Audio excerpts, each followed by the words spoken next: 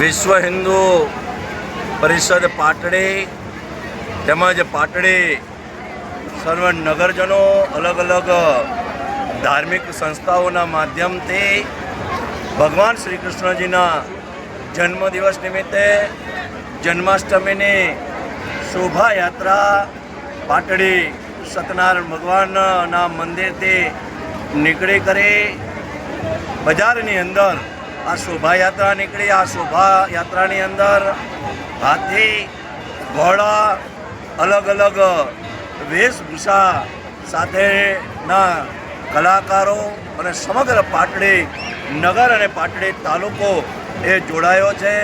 ત્યારે ખાસ કરી ભગવાન શ્રી કૃષ્ણજીની તમામ પર અમે દ્રષ્ટિ રહે એવી પ્રભુને પ્રાર્થના કરું છું અને આમાં જોડાયેલ શોભાયાત્રામાં જોડાયેલ તમામ નાગરિકોનો આ તકે આભાર વ્યક્ત કરું છું। આભાર। ઓમ શાંતિ।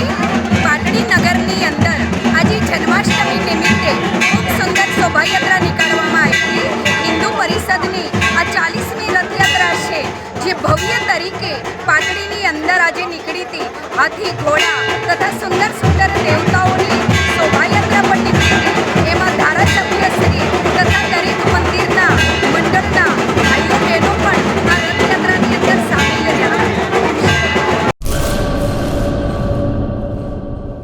શું તમને ખબર છે ડેન્ગ્યુ તાવ એડિસ ઇજિપ્તી મચ્છરો દ્વારા ફેલાય છે। એડિસ ઇજિપ્તી મચ્છર દિવસે કરડે છે।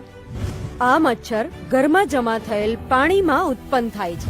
આ મચ્છર ઉત્પન્ન ના થાય એના માટે શું કરવું જોઈએ? દર રવિવારે માત્ર 10 મિનિટ ફાળવીએ અને મચ્છરોને ઉત્પન્ન થતા અટકાવીએ। આપણા ઘરની અંદર તેમજ આસપાસના 10 મીટરના વિસ્તારમાં રહેલા ઉપયોગમાં લેવાતા પાણીના પાત્રોને હવાચુસ્ત ઢાંકણથી બંધ કરીએ। જેની જરૂર ના હોય એવા બિનઉપયોગી સંગ્રહ કરેલા પાણીનો નિકાલ કરીએ। એટલું જ નહીં, આ બાબતની માહિતી આપણે આપણા આસપાસના 10 લોકોને આપી આપણા શેરી અને મહોલ્લાને મચ્છરજન્ય રોગચાળાથી બચાવીએ। આપણા પરિવાર માટે 10 મિનિટ ફાળવીએ, મચ્છરોની ઉત્પત્તિ અટકાવી મચ્છરજન્ય રોગોથી બચીએ। આરોગ્ય અને પરિવાર કલ્યાણ વિભાગ, ગુજરાત સરકાર દ્વારા જનહિતમાં જારી।